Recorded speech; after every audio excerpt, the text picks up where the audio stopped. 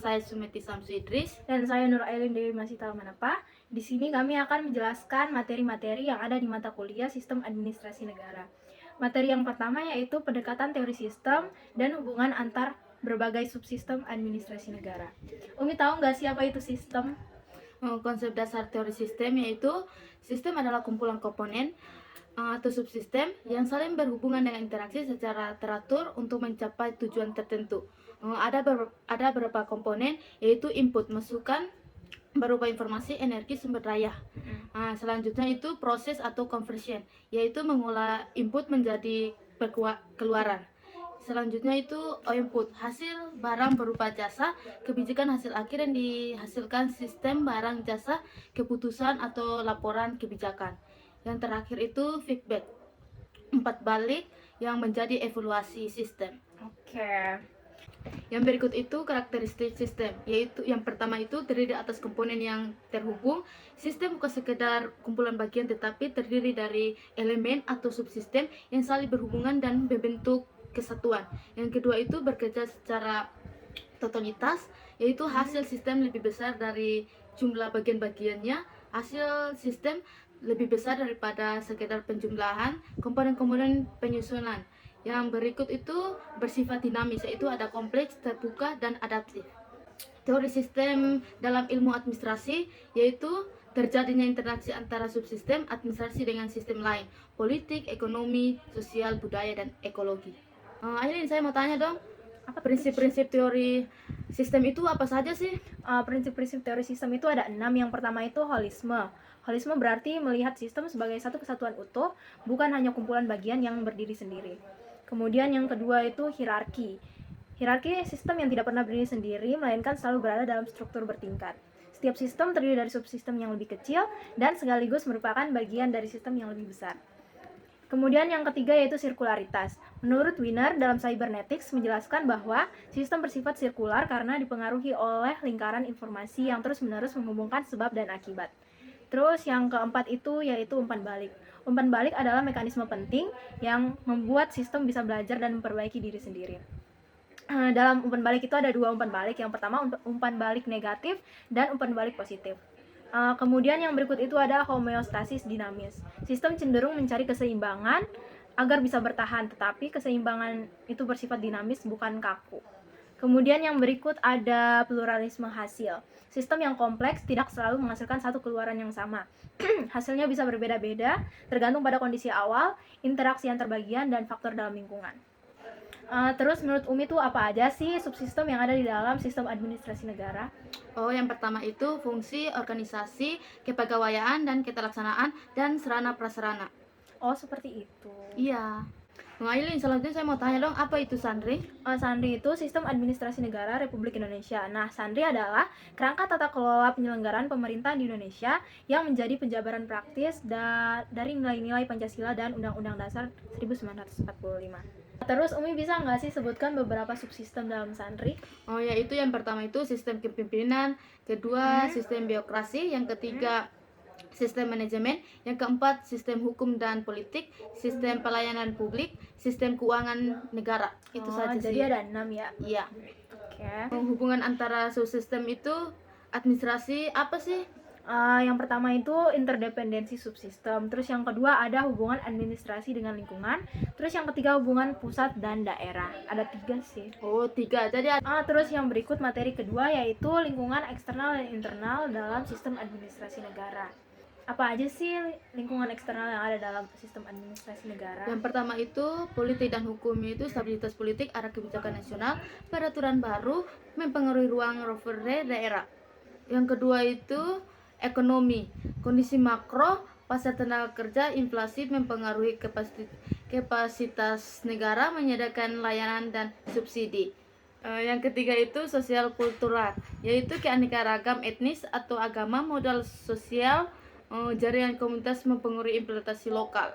Terus yang berikut itu ada teknologi dan informasi. Transformasi digital meningkatkan efisiensi tetapi menuntut infrastruktur, SDM digital, dan kebijakan perlindungan data.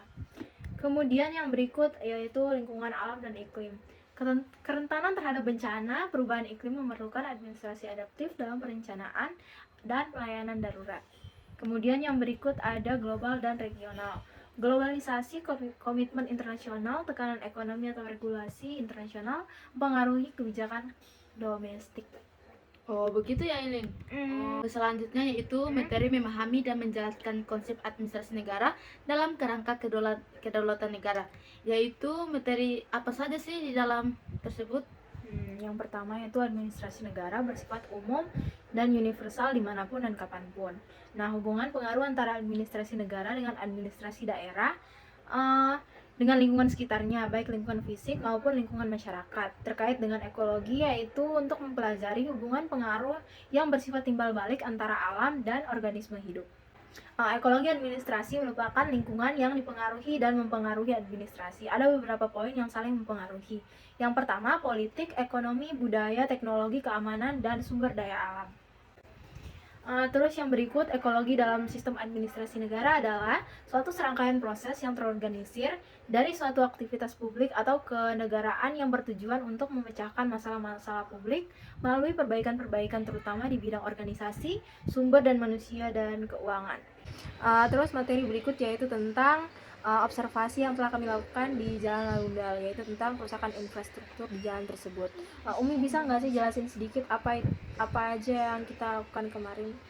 Jadi kerusakan infrastruktur jalan di wilayah Lanudal telah menjadi permasalahan yang berdampak luas, terutama terhadap mobilitas, keselamatan penggunaan dan efektivitas operasional. Keberlanjutan fungsi jalan sangat bergantung pada penanganan yang tepat. Namun, banyak orang kendala baik dalam faktor eksternal maupun internal. Pengolah yang menghambat perbaikan dan pemeliharaan karena itu memerlukan studi yang berkomprehensif untuk memahami penyebab, dampak, serta solusi yang dapat diterapkan. Jadi begitu. Coba dong tolong jelaskan tujuan dan manfaat penelitiannya. Tujuan dan manfaat penelitian itu yang pertama yaitu untuk menganalisis faktor-faktor penyebab kerusakan jalan Lanudal dengan PESTEL, stakeholder, risk, kapasitas internal, dan risk assessment. Terus yang kedua yaitu merumuskan solusi optimal berbasis sinergi, stakeholder, dan peningkatan kapasitas serta keamanan TI. Terus yang berikut yaitu manfaat penelitian. Yang pertama menjadi referensi pengelolaan dan penanggulangan kerusakan jalan secara holistik. Terus yang berikut yaitu memberi pemahaman komprehensif tentang risiko dan strategi mitigasi kecelakaan atau operasional. Lalu yang berikut yaitu kesimpulan. Kerusakan jalan Lanudal merupakan masalah kompleks yang dipengaruhi oleh faktor politik, ekonomi, sosial, teknologi, lingkungan, dan hukum PESTEL, serta kelembagaan internal pengelola terkait.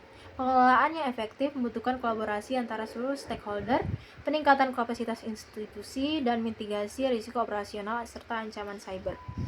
Pendekatan holistik yang mengintegrasikan analisis multidimensi dan penguatan keamanan TI akan memperbaiki kualitas dan ketahanan infrastruktur jalan. Berikutnya materi tentang demokrasi dan inovasi penelitian di era kecerdasan buatan. Menurut Aileen itu apa sih? Demokrasi di era kecerdasan buatan itu yang pertama memberikan banyak manfaat bagi sistem demokrasi. Peluang AI untuk demokrasi itu ada beberapa.